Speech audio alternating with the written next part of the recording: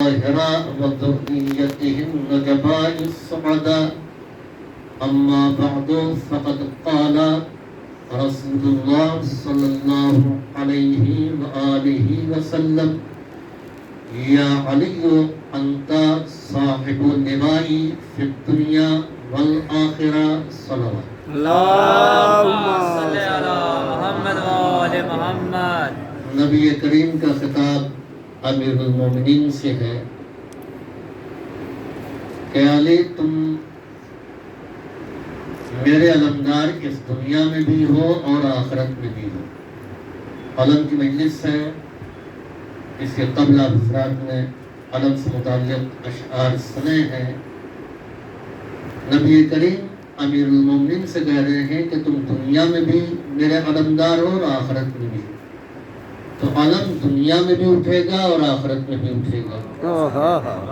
یعنی یہ دونوں جہانوں میں ہے، صرف کسی دنیا تک نہیں ہے بلکہ آخرت میں بھی ہے.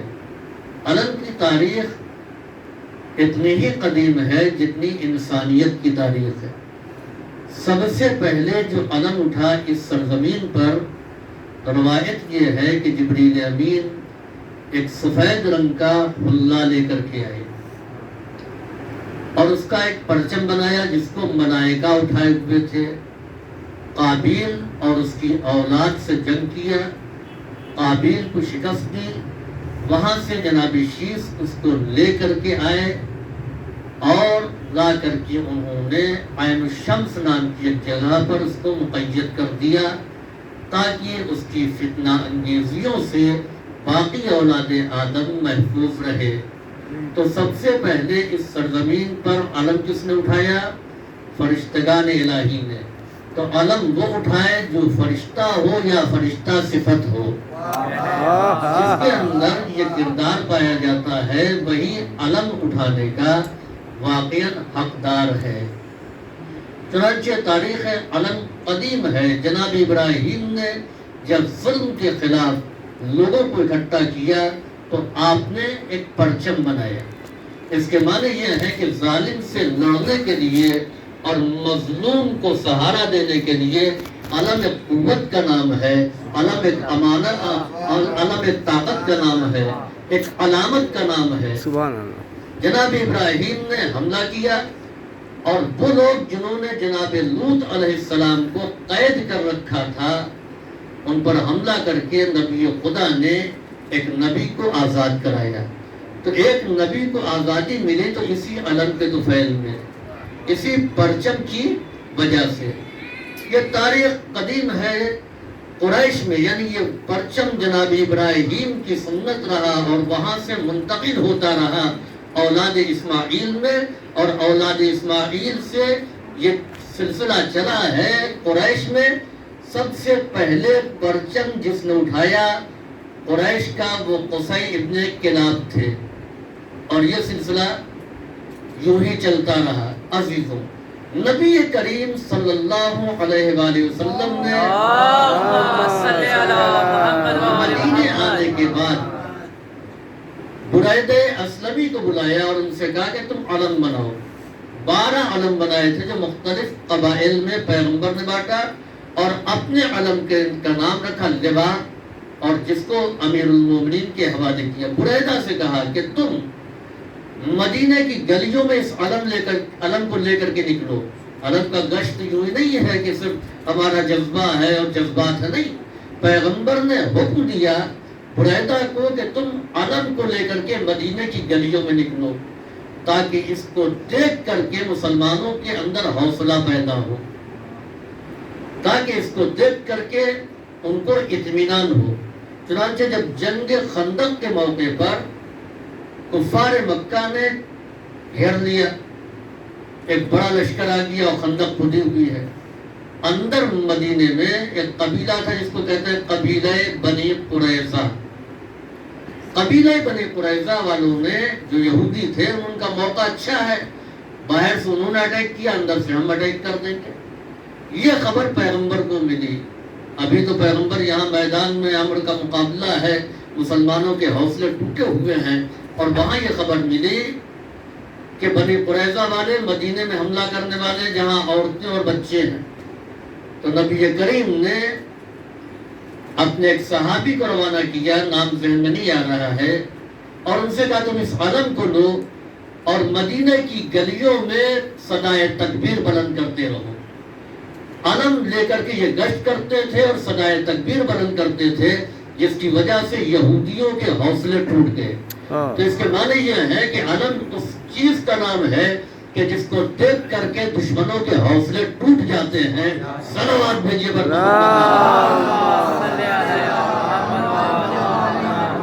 اب یہ علم کس کو اٹھانا چاہیے؟ چنانچہ امیر المؤمنین علی ابن ابی طالب علیہ السلام رأیتکم فلا تمیلوہا، دیکھو اپنے علم کو تم جھکنے نہ دینا، علم جھکنے نہ پائے، ولا تخلوہا، اور اس کو اکیلا مت چھوڑنا۔ تبرکات میں جتنا اہم تبرک علم ہے وہ اہمیت دوسرے تبرکات کو نہیں حاصل ہے، اس کو اکیلا نہ چھوڑنا۔ ولا تجعلوہا الا بأیدی شجعانکم، اور خبردار ہر کس و ناکس کو علم اٹھانے مت دینا، بلکہ بہادر اور با کردار کا انتخاب کرنا، اس کے ہاتھوں میں علم دینا۔ یہ کون کہہ رہا؟ امیر المومنین۔ اور محمد حنفیہ کو نصیحت کرتے ہوئے کہتے ہیں کہ خبردار، یہ پرچم وقار اسلام ہے، یہ جھکنے نہ پائے، علم کو جھکایا نہیں جائے گا۔ یہی وجہ ہے کہ آپ نے دیکھا دیہاتوں میں جو علم اٹھا کرتے تھے تو شاخیں کاٹ دی جاتی تھی، تار کٹ جاتے تھے، علم نہیں جھکتا تھا۔ اتنا بڑا علم نہ بنائے کہ جھکانا پڑے، علم اتنا ہی بڑا ہے، بڑا ہو کہ سر بلند رہے۔ ہمارا مزاج کیا ہے؟ ہم نے جا کر کے 5 روپے کا ہار لیا، علم جھکائیے تاکہ ہار چڑھائے۔ آپ کے ہار چڑھانے کی کوئی اہمیت نہیں ہے، علم سر بلند ہے تو سر بلند رہے گا، اس کو آپ جھکائے نہیں۔ سختی کے ساتھ منع کیا گیا ہے، لہذا جو بھی آپ کو ہار اس پر چڑھانا ہے، کچھ کرنا ہے، تو علم اٹھنے سے پہلے، علم اٹھنے کے بعد نہیں کسی کو اس پر پھول چڑھانا ہے، اور جو علمدار ہے اس کو چاہیے کہ پھر اس کو جھکنے نہ دے، اور علم اتنا ہی بڑا نکالے کہ آپ کو اس کو جھکانا نہ پڑے۔ یہ اسلام کی سربلندی کی علامت ہے، لہذا اس کو ہم جھکا نہیں سکتے ہیں۔ صلوات بھیجیے۔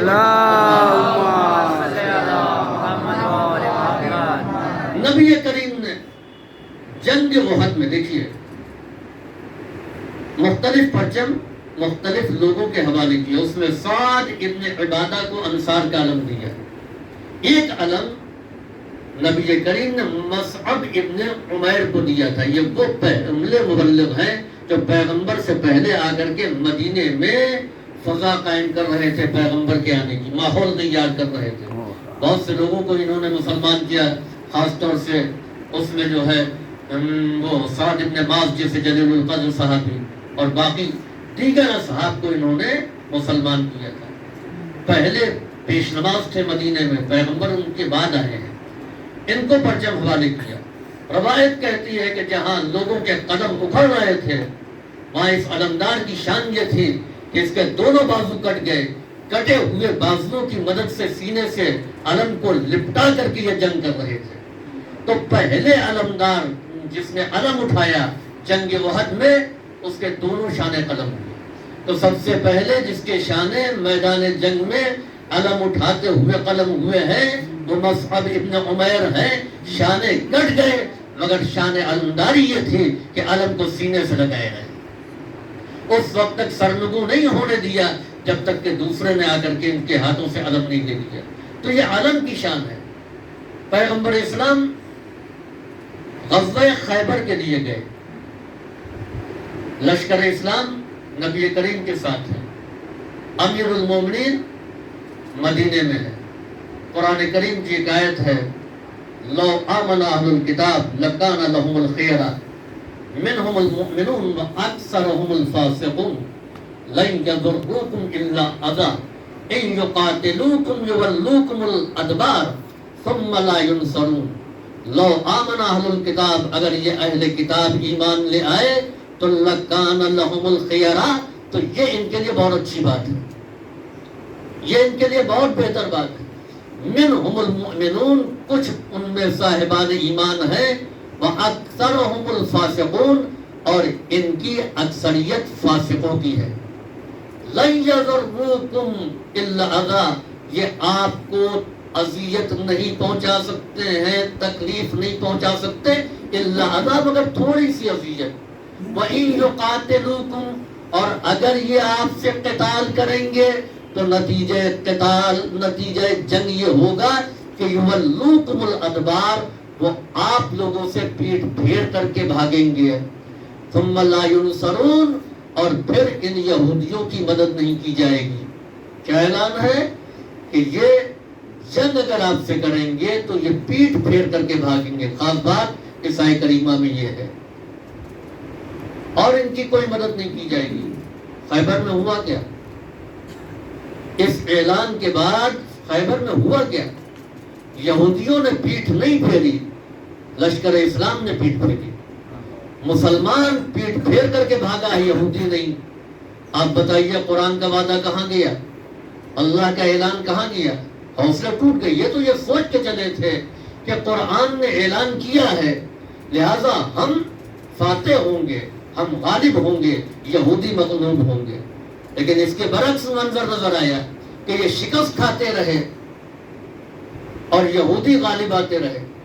تو جب بات سچی نہ ہو، وعدہ سچا نہ ہو، تو یاد رکھے کہ خدا وہ نہیں ہے کہ جو وعدہ کر کے وعدہ پورا نہ کرے، وہ صادق الوعد ہے۔ وہ قرآن سچی نہیں ہے کہ جس کی بات سچ نہ ہو، وہ رسول سچا نہیں ہے کہ جس نے جو اعلان کیا اس کے برعکس منظر نظر آ رہا ہے۔ یہ کب ہوا کہ یہودی پیٹ پھیر کر کے بھاگے؟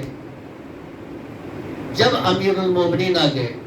تو اس کے معنی یہ ہے کہ اسلام کو، لشکر اسلام کو، قرآن کو، الوہیت کو، نبوت کو ایک ایسے مرد کی ضرورت تھی کہ جو آ کر کے خدا کے وعدے کو سچا کر دکھائے، نبی کی بات کی تصدیق کرے اور قرآن کی حقانیت کا اعلان کرے۔ یہ وعدہ کب پورا ہوا؟ مسلمانوں سے فتح کا وعدہ تھا، یہ وعدہ کب پورا ہوا؟ یہ وعدہ علی کے آنے کے بعد۔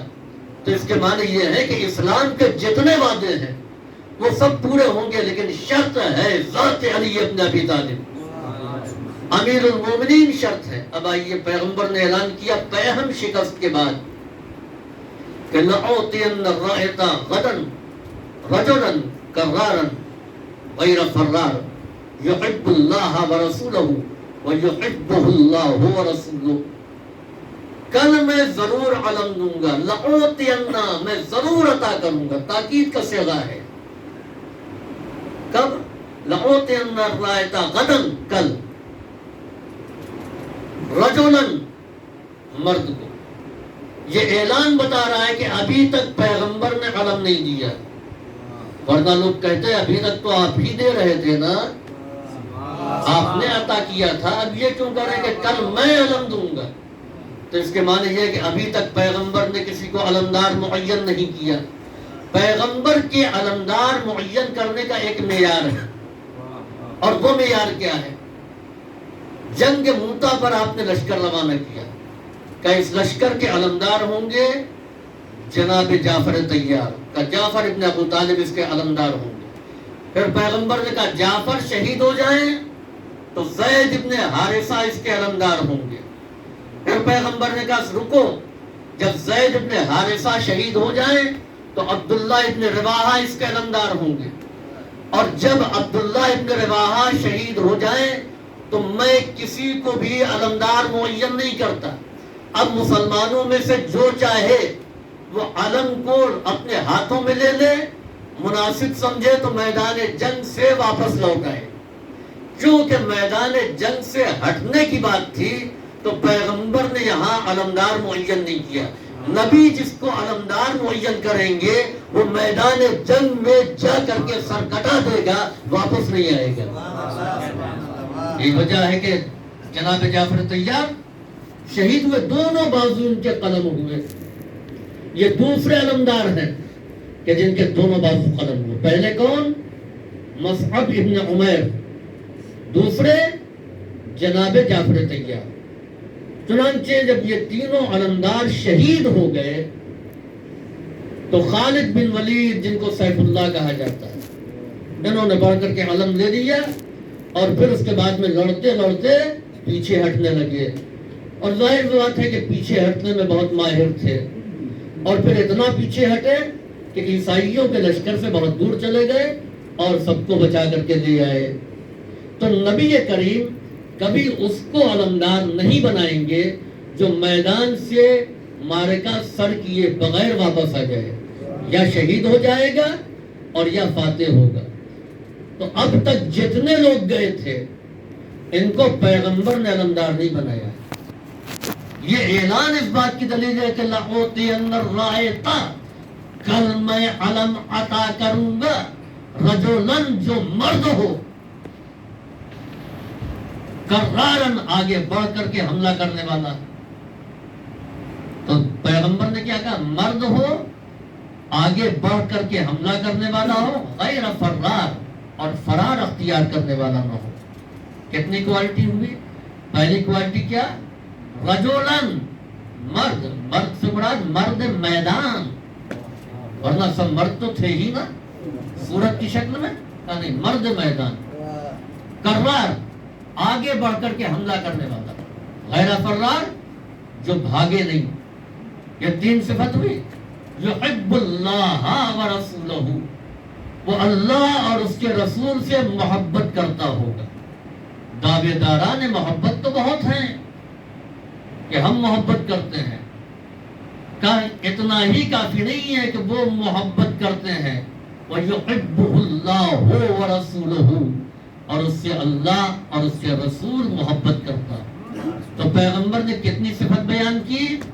پہلی صفت مرد، علمدار ہونے کی، دوسری کرار، آگے بڑھ کر کے حملہ کرنے والا، تیسری غیر فرار، وہ فرار نہیں اختیار کرے گا، چوتھے خدا اور اس کے رسول سے محبت کرتا ہوگا، پانچویں خدا اور اس کے رسول اس سے محبت کرتے ہوں گے۔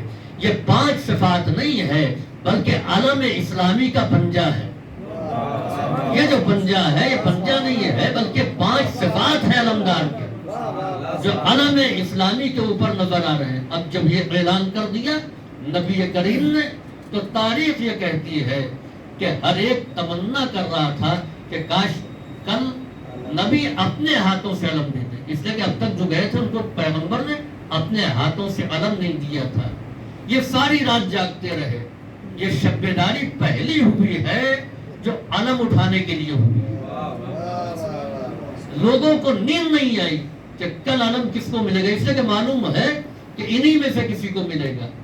لیکن ایک بات یاد رکھیے کہ کوالیفیکیشن کا اعلان پیغمبر نے کر دیا، ایک وانٹ آپ نکالیے اور اس میں آپ نے کہہ دیا کہ بی تک ہونا چاہیے اور یہ ہونا چاہیے اور یہ ہونا چاہیے، اور معلوم جو ہوا کہ 5ویں پاس بھی آ گیا۔ تو جب معلوم ہے کہ ایبیلٹی نہیں ہے تو آپ کیوں امیدوار ہیں؟ جب پیغمبر اسلام نے 5 صفات بیان کر دیے کہ اس کو تو علم نہیں دیا جائے گا جو واپس آیا ہے، تو واپس آنے والے کیوں اپنی گردنوں کو اونچی کر رہے ہیں؟ ان کو تو کنارے بیٹھ جانا چاہیے، اس لیے کہ ہمارے اندر وہ کوالٹی نہیں پائی جاتی۔ لیکن یاد رکھیں کہ منصب کی طلب اور جاہ کی طلب ایسی ہوتی ہے کہ انسان کے اندر صلاحیت پائی جاتی ہو یا نہ پائی جاتی ہو، مگر وہ تابعدار منصب بن جاتا ہے کہ ہم کو اس میں ملنا چاہیے، اس پوسٹ پر آنا چاہیے۔ پہلے یہ دیکھیے آپ کے اندر کوالٹی ہے یا نہیں ہے، ایبیلٹی پائی جا رہی ہے یا نہیں پائی جا رہی ہے۔ تو پیغمبر نے یہ اعلان کر دیا۔ دوسرے دن امیر المؤمنین آ گئے۔ کیسے آئے؟ طی الارض کر کے، یعنی مسافتوں کو طے کر کے پہنچ گئے۔ ان کو دیکھنے کے بعد میں اٹھی اٹھی گردنیں جھک گئیں۔ ظاہر بات ہے کہ علی کے سامنے کوئی سربلند نہیں ہو سکتا۔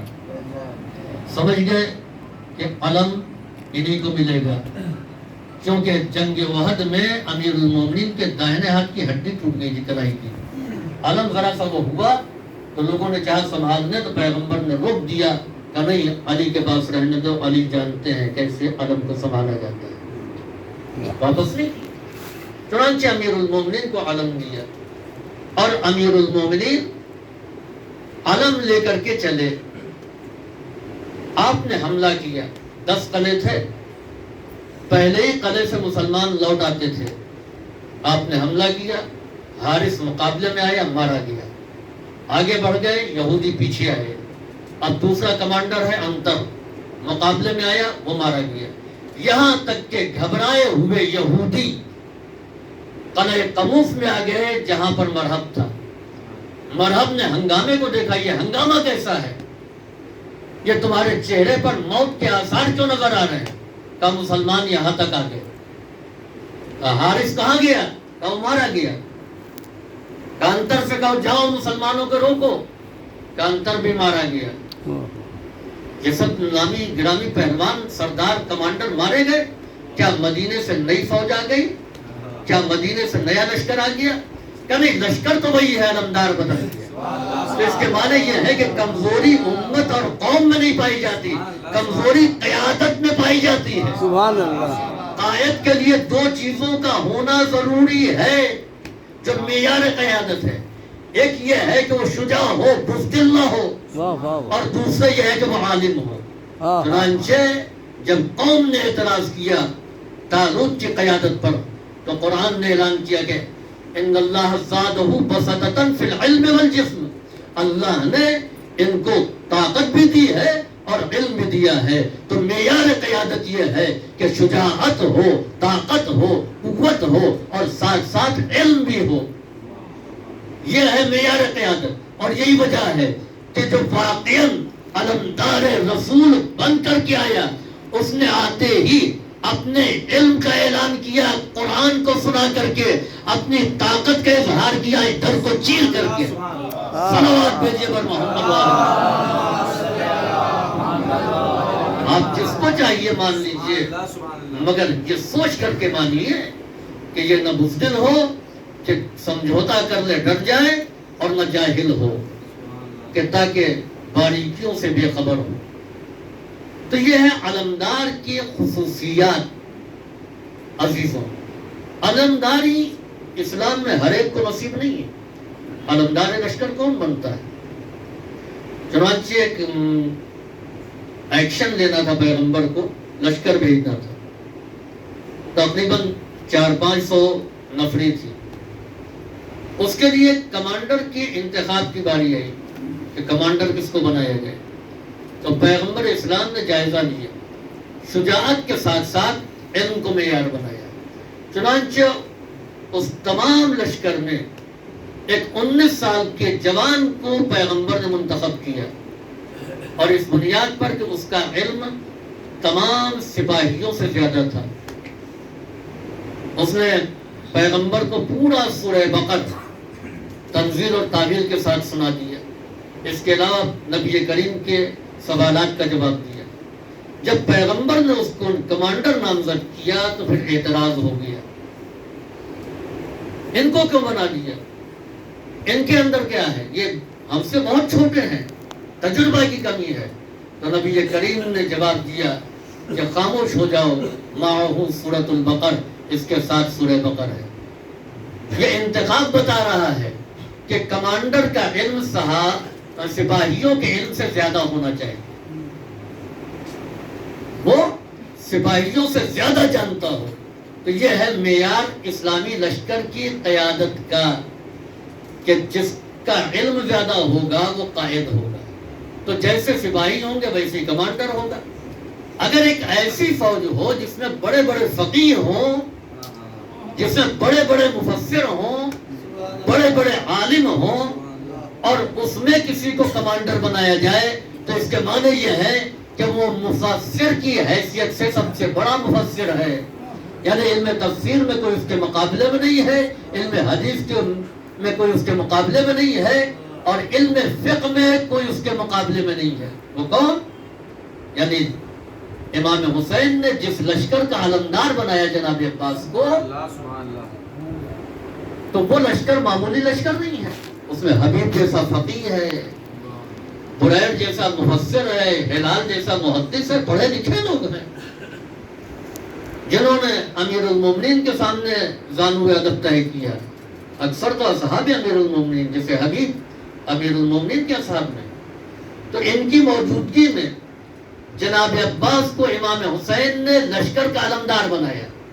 تو اس کے معنی یہ ہے کہ جناب عباس کا علم فقہ حبیب سے زیادہ تھا، بریر سے زیادہ تھا، ہلال سے زیادہ تھا. یعنی معصوم امام کے بعد سب سے بڑے عالم اور فقیہ کا نام تھا عباس. صلوات بھیجیے سب سے بڑے فقیہ تھے، سب سے بڑے عالم. امام حسین نے لشکر کا علمدار بنایا. اچھا، علم کا کلر کیا تھا؟ پہلے دور پیغمبر میں علم کا رنگ تھا سفید، جو بریدہ نے بنایا تھا.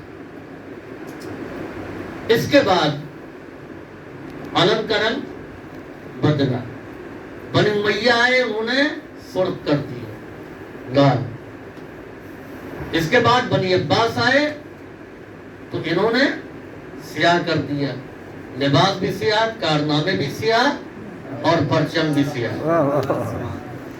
اس کے بعد جب امام علی رضا علیہ السلام کی بنی عہدی کا اعلان، آپ نے بنی عباس کی سیاہی کو ہاشمی سبز رنگ سے کچھ کم کر دیا، ہرا رنگ. اور یہ ہرا رنگ پھر بنی ہاشم کی علامت رہی. دنیا میں دو ہی رنگ ہے.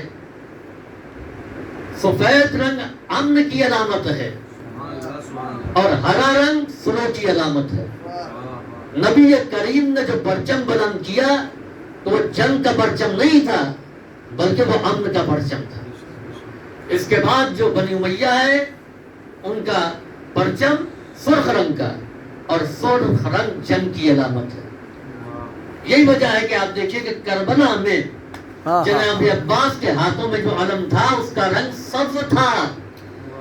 آپ پرچم کے مختلف رنگ رکھتے ہیں، لیکن خاص طور سے جو جناب عباس کا علم ہے اس کو ہرے رنگ کا ہونا چاہیے، کیونکہ کربلا میں جناب عباس نے جو علم اٹھایا وہ علم ہرے رنگ کا تھا. بنی امیہ کے کمانڈروں کے ہاتھوں میں جو علم تھا، پرچم تھا، وہ سرخ رنگ کا تھا. اس سے یہ اعلان ہو گیا کہ بنی امیہ کی اولاد خوریزی چاہتی تھی، اور بنی ہاشم کا نمائندہ ہاتھوں کو کٹا کر کے بھی سبز رنگ کا علم لے کر کے اس بات کا اعلان کر رہا ہے کہ ہم سلو چاہتے ہیں، ہم جنگ نہیں چاہتے ہیں، ہم امن کے لیے آئے ہیں، سلو کے لیے آئے ہیں. تو عزیزوں، جناب عباس کے پرچم کا رنگ سبز تھا. اب اس مجلس میں اس سے زیادہ گنجائش نہیں ہے. بس ایک بات کہتا ہوں اور وہیں سے ربط مسائل، کہ ایک دستور ہے کہ کبھی بھی موصوف کے ذریعے صفت کو نہیں پہچانا جائے. مثال کے طور پر آپ کے سامنے کوئی صاحب ہے، وسیع بھائی بیٹھے ہوئے ہیں، بہترین ٹیچر ہیں. تو اگر آپ یہ کہیں کہ یہ بہترین ٹیچر ہیں تو ذہن میں نہیں آئے گی بھائی کیا بہترین ٹیچر کے پاس سے آ رہے ہیں. بہت سے ٹیچر ہیں. کسی شاعر کے پاس سے آپ گئے، آپ نے کہا ہم شاعر کے پاس سے آ رہے ہیں، بہت سے شاعر ہیں. کسی عالم کے پاس گئے، آپ نے کہا عالم کے پاس سے آ رہے ہیں، بہت سے عالم ہیں. تو صفت کے ذریعے سے موصوف کو نہیں پہچانا جا سکتا، یعنی کوالٹی کے ذریعے سے جس کے اندر وہ کوالٹی پائی جاتی اس کو نہیں پہچانا جا سکتا. لیکن موصوف کے ذریعے، یعنی جس میں یہ کوالٹی پائی جا رہی ہے، اس کے ذریعے صفت کو پہچانا جائے گا. آپ نے میر انیس کا نام لیا تو ان کی شاعری بھی سمجھ میں آ گئی، ان کا مرثیہ کہنا بھی سمجھ میں آ گیا. آپ نے موصوف کا نام لیا تو صفت سامنے آ گئی. آپ نے آیت اللہ سیستانی کا نام لیا تو ان کا علم فقہ بھی سامنے آ گیا، علم حدیث بھی، علم تفسیر بھی، علم تاریخ بھی، ان کے تمام علوم ذہن میں آ گئے. تو موصوف کا ذکر کیجئے تو صفت سمجھ میں آئے گی، صفت کا تذکرہ کیجئے تو موصوف نہیں سمجھ میں آئے گا. یہ کمال صرف اللہ نے جناب عباس کو عطا کیا ہے. سبحان اللہ، سبحان اللہ. اگر آپ نے وفا کہا یہ صفت ہے، مگر جناب عباس ذہن میں آتے ہیں. آپ نے کہا علمدار تو دنیا میں بہت سے علمدار گزرے. آپ نے کہا علمدار تو حیدر کرار بھی علمدار ہیں، جعفر طیار بھی علمدار ہیں، لیکن اتنے بڑے بڑے علمدار ذہن میں نہیں آئے. ذہن میں آئے تو عباس کے علمدار آئے. صلوات سلام بھیجیے گا محمد پہچانیے کہ جس نے جتنی مشکل حالات میں علم کو اٹھایا ہے، جتنی مشکل حالات میں ذمہ داری کو نبھایا ہے، وہیں سے اہمیت کا اندازہ ہوتا ہے۔ علم سجا ہوا ہے اس عزاخانے میں، ہمارے تمام عزاخانوں میں علم سجائے جاتے ہیں، لیکن ان تمام علم میں ایک علم مخصوص ہوتا ہے تمام علم سے علیحدہ، اور وہ جناب عباس کا علم ہوتا ہے۔ سارے علم میں مشکیزہ نہیں ہوتا، جو جناب عباس کے نام سے علم ہے اس میں مشکیزہ ہوتا ہے۔ یہ مشکیزہ وہاں پر کیوں، پنجے کے پاس کیوں؟ عزیزوں، جناب عباس جب پانی کے لیے نکلے تھے، امام مظلوم نے اجازت دی اور جناب عباس نے کہا آقا اب بچوں کی پیاس مجھ سے دیکھی نہیں جاتی، اجازت دے دیجئے میں پانی لے۔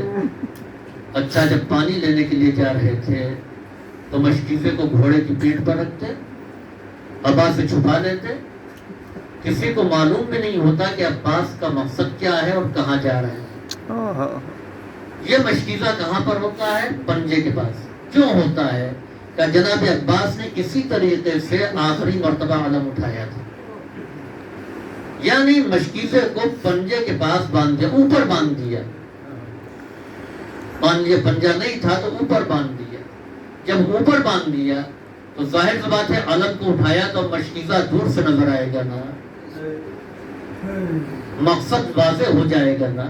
میں کہوں گا مولا جب آپ جا رہے ہیں تو مشکیزے کو چھپا کر کے جائیے، مشکیزہ اگر آپ دکھا کر کے جائیں گے تو دشمن متوجہ ہو جائیں گے، جو دور دور ہیں وہ بھی سمٹ کر کے فرات کے پاس آ جائیں گے۔ جناب عباس جواب دیں گے، وہ بزدل ہوتے ہیں جو مقصد کو چھپا کر کے میدان میں جاتے ہیں۔ میں علی کا بیٹا ہوں، حسین کے لشکر کا علمدار ہوں، لہذا اپنے مقصد کا اعلان کرتا ہوا جا رہا ہوں۔ میرا مقصد جنگ کرنا نہیں ہے، میرا مقصد صرف پانی لانا ہے۔ آپ دیکھیں کہ تاریخ لکھی جائے گی جناب عباس نے جنگ کیوں کی، کس لیے گئے تھے؟ کہ بچے پیاسے تھے، ان کے لیے پانی لینے کے لیے گئے تھے۔ ان کو دشمن نے کیوں قتل کر دیا؟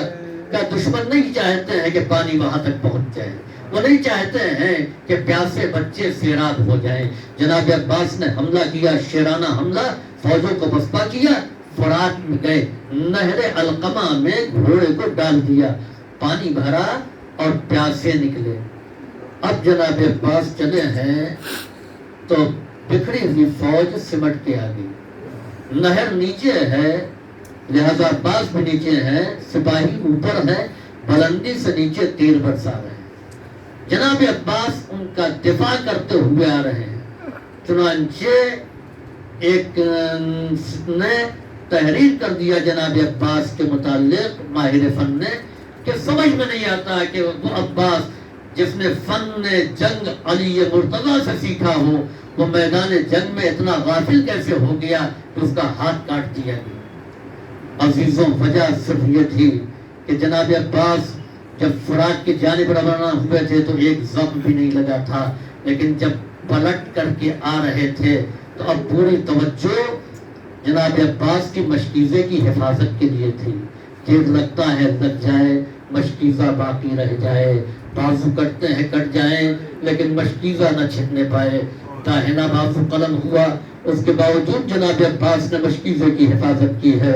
کچھ دور چلنے کے بعد بایاں بازو پہ قلم ہو گیا۔ علامہ اسرائیلی کہتے ضمہو الی صدرہ، جناب عباس نے اپنے سینے سے علم اور مشک کو ملا لیا تاکہ اس کی حفاظت کی جائے۔ اور باب ازا اس انداز میں جناب عباس علم لے کر کے آگے بڑھ رہے تھے۔ ادھر کمسن سکینہ در خیمہ پر بیٹھی ہوئے تھے، بچے ساتھ ساتھ تھے۔ اے بچوں گھبرانا نہیں، میرا چچا پانی لینے کے لیے گیا ہوا ہے، پانی لے کر کے ابھی آئے گا۔ علم کو آتے ہوئے دیکھا، جناب سکینہ کی آس بن گئی. اے بچوں دیکھو فرات سے میرا چچا نکل آیا ہے، اس کے معنی ہے کہ پانی بھر لیا ہے. علم پر نگاہیں ہیں، چچا نظر نہیں آ رہے ہیں. جب داہنا بازو قلم ہوا تو علم جھکا. سکینہ نے دعا کے لیے ہاتھوں کو بلند کیا، پروردگار میرے چچا کی خیر ہو. علم سنبھل گیا، سکینہ کو اطمینان ہو گیا. علم سنبھل گیا، چچا آ جائیں گے. بچوں میرا چچا جلدی پہنچ جائے گا، تم کو پانی مل جائے گا. اے محمد باقر تم چھوٹے ہو، میں تم کو پہلے پانی دوں گی. نہیں، تم سے چھوٹا میرا بھائی علی اصغر ہے، پہلے اس کو سیراب کروں گی پھر تم کو پانی دوں گی. ایک مرتبہ سکینہ نے پھر دیکھا کہ علم جھکنے لگا. الہی میرے امو کی خیر ہو. ہاتھوں کو بلند کیا بارگاہ زدی میں. جناب عباس کا بایاں بازو قلم ہوا. اب علم نظر نہیں آ رہا ہے، علم جھک گیا ہے. جناب عباس نے حفاظت کی. وہ وقت بھی آیا کہ جب مشکیزہ چھد گیا، عباس کے سر پر گرز لگا. اے بھائی بھائی کی خبر لیجئے. حسین جو باہر ہی کھڑے ہوئے تھے، جنگ کے منظر کو دیکھ رہے تھے. اے بیٹا علی اکبر، میرا عباس گھوڑے سے گر چکا ہے، مقتل میں آئے. عباس کے پاس بیٹھے، علم کو اٹھایا، علم لے کر کے چلے. سکینہ نے دیکھا علم پھر آ رہا ہے. اے بچوں علم آ رہا ہے، پانی بھی آ جائے گا. میرا چچا آیا چاہتا ہے. تھوڑی دیر کے بعد علم قریب آیا. سکینہ نے کیا دیکھا؟ علم آیا ہے لیکن چچا نہیں آئے. ایک جملہ کہا، این عمنا العباس، ارے میرے چچا عباس کہاں گئے؟ حل یجاہد، کیا وہ جہاد کر رہے ہیں؟ امام نے کہا اے سکینہ، تمہارا چچا مارا گیا، مشکیزے پر تیر لگا، پانی بہ گیا. ارباب ازا ایک عجب جملہ ہے. امام حسین علیہ السلام نے کہا، اس لیے کہ میدان کربلا میں اکثر وہ تھے جو امام حسین کو پہچانتے تھے، اکثر وہ تھے جو صفین میں امیر المومنین کے ساتھ جنگ کر چکے تھے. امام حسین نے شکوہ کیا، میرا بھائی مارا گیا، میرا علمدار مارا گیا. بہت سے لوگ میرے جاننے والے تھے. کسی نے یہ نہیں کہا کہ حسین جنگ اپنی جگہ ہے. ہم کو بڑا افسوس ہوا کہ تمہارا علمدار مارا گیا، تمہارا بھائی مارا گیا. ایک جملہ امام مظلوم نے جناب زینب سے کہا، اے میری بہن زینب، مجھے تعزیت پیش کرو، اس لیے کہ میرا بھائی مارا گیا. ارے کسی نے مجھے تعزیت پیش نہیں کی، کسی نے مجھے تسلیت نہیں پیش کی. سیعلم الذین ظلموا أَيَّ مُنقلب